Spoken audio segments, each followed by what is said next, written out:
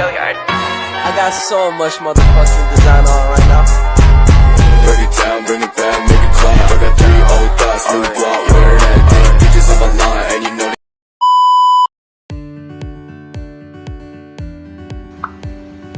Pengertian revolusi industri. Apakah teman-teman tahu apa itu pengertian revolusi industri? Baik, saya akan menjelaskan. Revolusi industri terjadi pada periode antara tahun 1760 sampai 1850, di mana terjadinya perubahan secara besar-besaran di bidang pertanian, manufaktur, pertambangan, transportasi, dan teknologi, serta memiliki dampak yang mendalam terhadap kondisi sosial, ekonomi, dan budaya di dunia. Revolusi ini menyebabkan terjadinya perkembangan besar-besaran yang terjadi pada semua aspek kehidupan manusia, sehingga revolusi industri adalah masa pekerjaan manusia di berbagai bidang melalui digantikan oleh mesin. Revolusi industri dimulai dari Britania Raya dan kemudian menyebar ke seluruh Eropa Barat, Amerika Utara, Jepang, menyebar ke seluruh dunia.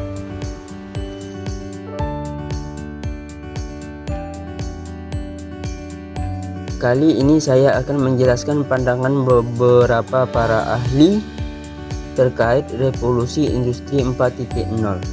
Revolusi industri 4.0 adalah transformasi besar dalam cara kita bekerja dan berproduksi didorong oleh teknologi canggih.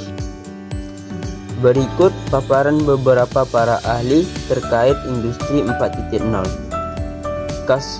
Klaus Schwab, pendiri World Economic Forum ini menggambarkan industri 4.0 sebagai era baru yang menggabungkan dunia fisik, digital, dan biologis dengan teknologi seperti IoT, AI, dan otomatisasi memainkan peran kunci. 2. Harry Crossberg, ahli inovasi ini menyoroti pentingnya kolaborasi dengan model bisnis yang inovatif dalam industri 4.0, di mana perusahaan harus bersedia berbagi pengetahuan dan sumber daya. Ketiga, menurut para ahli Jeremy Rifkin, penulis buku The Zero Marginal Cost Security, ini menggambarkan pergeseran menuju sistem energi internet dan ekonomi sebagian bagian penting dari inovasi industri. Keempat, Jack Ma, pendiri Alibaba Group, membanding industri 4.0 sebagai peluang besar untuk transformasi bisnis dan ekonomi dengan CMOS, cloud computing, dan teknologi AI yang berperan penting. 5. Eric Brijolfsson dan Andreas Mikhail dalam bukunya The Second Machine Age, mereka menyoroti dampak besar teknologi digital dalam menciptakan produktivitas yang lebih tinggi dan tentang sehubungan dengan ketidaksetaraan dan ketidakpastian pekerjaan. Revolusi industri memberikan peluang besar dan tantangan yang kompleks, dan para ahli ini telah memberikan wawasan yang berharga terkait perubahan besar ini dalam cara kita hidup dan bekerja. Beginilah penjelasan saya tentang revolusi industri 4.0 menurut para ahli.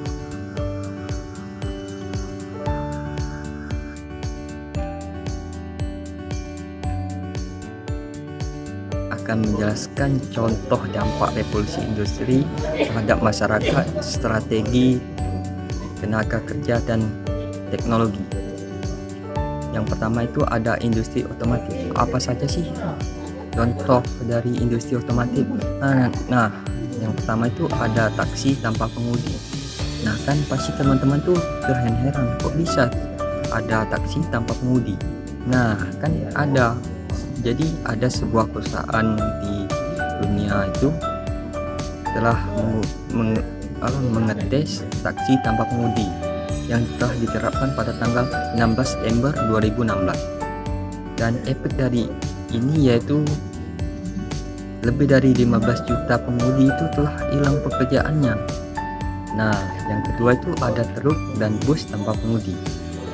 Jadi perusahaan otomotif telah mendapatkan persetujuan untuk menjalankan truk tanpa pengemudi di jalan umum pada tahun 2015 di Nanya. Dan perusahaan otomotif juga telah memulai pengoperasian bus tanpa pengemudi pada September 2016 di 5 stasiun Lyon. Yang kedua itu ada industri retail. Dampak dari industri retail ini salah satunya yaitu pengurangan toko di Indonesia yang mengakibatkan di beberapa daerah mengalami penutupan yang darinya pendapatan 5,66 miliar US dollar menjadi 4,37 US dollar. Salah satu contoh industri retail itu seperti Shopee, Tokopedia dan banyak lagi. Yang ketiga ada logistik, inventory dan manufaktur. Penggunaan drone, berbagai kebutuhan seperti penggunaan dan pemantauan pekerjaan menjadi mudah. Salah satunya dalam pertanian, peternakan, penyelamatan, pengantar, perfilman dan banyak lagi. Yang keempat itu ada sales. Nah, jadi toko retail ini tidak membutuhkan lagi tenaga manusia. Contohnya seperti supermarket Amazon. Nah, di sana itu tidak membutuhkan lagi tenaga manusia, melainkan sudah canggih teknologinya. Salah satunya bisa saja menggunakan IT dan AI dan mengakibatkan banyak jadi pengangguran karena tidak membutuhkan lagi tenaga kerja.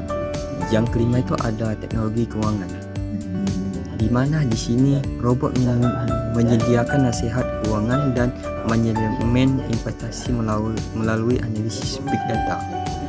Nah, yang terakhir itu yang keenam itu ada pendidikan.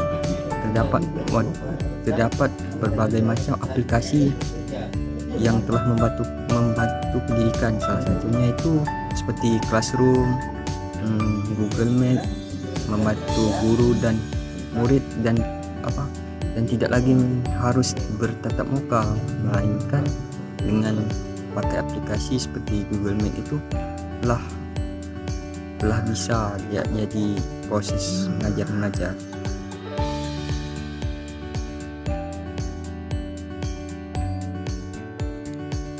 Nah, jadi apa sih hubungan antara revolusi industri 4.0 dengan society 5.0? Secara konseptual, revolusi industri 4.0 dan society 5.0 sangat mirip. Konsep society 5.0 lebih fokus pada konteks manusia. Jika revolusi industri 4.0 menggunakan AI, kecerdasan buatan yang merupakan komponen kunci dari perubahan di masa depan, di sisi lain, society 5.0 juga menggunakan teknologi terkini, namun mengandalkan manusia sebagai pusat pengendalian. Dalam kondisi saat ini, efek kondisi industri 4.0 sudah terlihat dan terintegrasi di dalamnya. Ada juga model bisnis baru dengan strategi inovatif.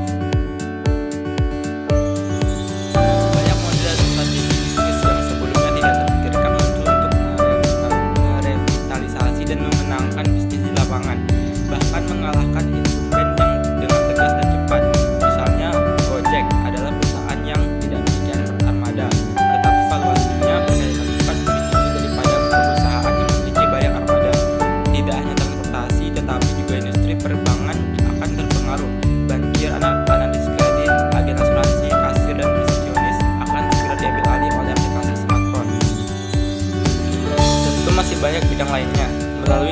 Society 5.0, kecerdasan buatan yang mempertimbangkan sisi manusia mengubah jutaan data yang dikumpulkan melalui internet di segala bidang. Tentu kita berharap ini akan membawa kearifan baru bagi tatanan sosial.